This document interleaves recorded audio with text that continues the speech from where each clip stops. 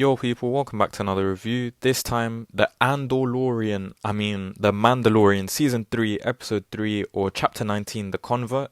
I'll cover Din and Bo's part of the story first because theirs was at the beginning and the end of the episode, and then we got Dr. Pershing's story, which was the whole main part of the episode.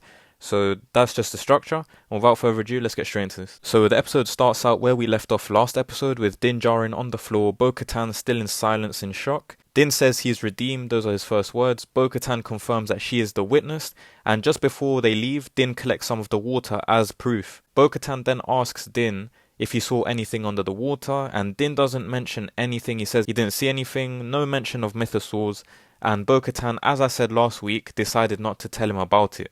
They finally leave Mandalore, and they get ambushed as soon as they leave by TIE interceptors. Bo-Katan manages to get them to Calavera, and this allows Din to skydive off the ship and land on his N1 ship. He manages to help Bo-Katan to take out the rest of the interceptors, and as they're heading straight to the castle, some ships bomb Bo-Katan's castle and completely destroy it, while another 10 to 15 interceptors start chasing them, which causes them to flee. Then, at the end of the episode, we find out that he's taken Bo-Katan to the Mandalorian covert, which we saw in episode 1 of season 3. Paz Vizsla is waiting and he refuses the entrance because he doesn't see Bo-Katan as a Mandalorian, and he doesn't believe that Din went to the waters to redeem himself.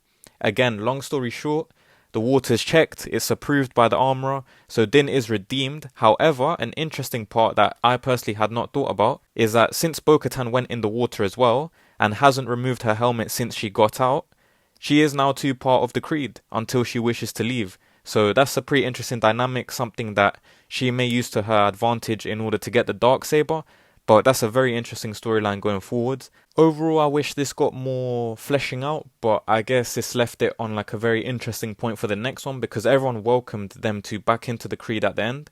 So we'll see how that plays out. I still think Bo-Katan will be the antagonist and everything. She may betray all of them at some point.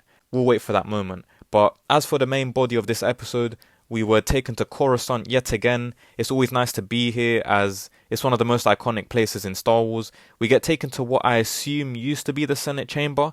If it wasn't, then it reminded me of it. And we started out with Dr. Pershing, the cloning guy from seasons 1 and 2, that was working for the Empire. He was giving a speech and thanking the amnesty program. Oddly, the Doctor now works for the New Republic, and it was interesting to see his backstory with his mum's death being the catalyst for him getting into cloning, and they show us the diagram of how it all works, and it was nice to hear him mention the Kaminoans, a nice tie into the prequels. And from here on out, it reminded me of Andor, which is why I called it the Andalorian. Just the way the show dived into very specific things, especially with Dr. Pershing's life, his day-to-day, his thoughts, his work. So it became a very fleshed out story, a very slow-paced story. Do I like it? Sometimes, but not all the time. So I think to have it in The Mandalorian was odd, but it makes sense. So I'll try to sum up in as short words as possible what happened throughout the whole episode. So the Doctor arrives at this house, which seems to be like an exclusive club for the scientists. He bumps into a group of them, and they all use these numbers and letters to identify each other, kind of like how the clones did, but they didn't even have nicknames, which at least the clones did. We have 5, Rex, Cody, etc. But anyways, in that group is one of Moff Gideon's workers. She had also gone to Pershing's speech earlier on. She appeared in season 2 of The Mandalorian and was involved in putting the GPS on the Razor Crest to track down Grogu. Dr. Pershing immediately recognizes her and says that she worked with Moff Gideon, and all she says to clear her name was that she went to some rehab program and she's a changed person.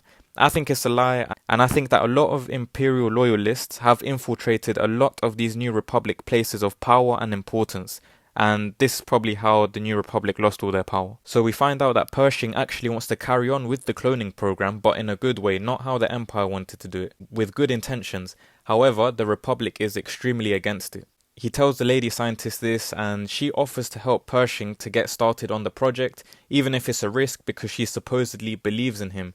So she's willing to get him the mobile lab and everything, all the equipment he needs and everything like that. We then get taken to Pershing's day-to-day. We find out about his job. We see a bit more about how the New Republic is dealing with the transition from the Empire days. They're even destroying all Imperial technology, which Pershing sees as a waste. Eventually, throughout the episode, we see Pershing grow frustrated with the New Republic, and he takes up the female scientist's offer to get his new mobile lab. We can already see the cracks with the New Republic, which is a shame. They just seem very ignorant and arrogant because they beat the Empire. They believe the Empire workers have changed and they have the right to another chance, but at the same time they destroy Imperial equipment because it's Imperial. That just doesn't even make sense. And I mean, to manage to annoy someone like Dr. Pershing, who seems like an innocent guy, a very patient guy, shows how the New Republic is crumbling already from the inside. I don't know, it seems a bit cheap that the New Republic is crumbling before they can even get fully started. I think that show, Rangers of the New Republic, would have really been needed and would have really helped this, but it got cancelled because Gina Carano was going to be the lead. Anyways, Dr. Pershing and the other scientists get involved in a ticket inspection race on the train with a robot, and to make a long story short, they arrive at their destination, they start investigating the area, and we finally get her name, the scientist. She's called Elia Kane. Pershing collects everything he needs from the lab and takes it away with him, and as they're leaving, they get stopped and ambushed by the New Republic officers, and we see Kane betray Dr. Pershing in a surprise plot twist, since this was all her idea and she got zero blame. They used the ex-Imperial Mind Flayer, which, I don't know, they decide to keep that, but not all the technical equipment that actually could have helped them with their day-to-day. But anyways, they use it as punishment on Pershing to kind of help his mind and any trauma he may have and everything. And they conveniently let Kane stay in the room by herself, and she ups the voltage on Pershing's device to punish him more. Why? We don't know. I hope we actually get told what the intentions are, but I wouldn't count on it with Star Wars. She has all the equipment, so I assume she's used him to get the equipment and then frame him so that she could then take his place and carry on with the cloning stuff for the Empire. That's just my theory. And yeah, the episode ends there. I mean, overall it was a decent episode, nothing to get too hyped about, but it wasn't filler, it wasn't boring. I can get if people were disappointed, but I think it was fine. So now for me, I think the new Empire is actually looking dumber than the Jedi and the Old Republic, that, you know, the prequel era's one, because at least in the prequel era, they got betrayed and it was a disguised attack on them, and it was all very well hidden and planned out by Palpatine. Here, the New Republic are just letting anyone in, anyone do whatever they want. All they have to do is claim their life has changed, do some rehab, do some lessons, and that's it. So yeah, I'm not buying into that Kane is a good person now.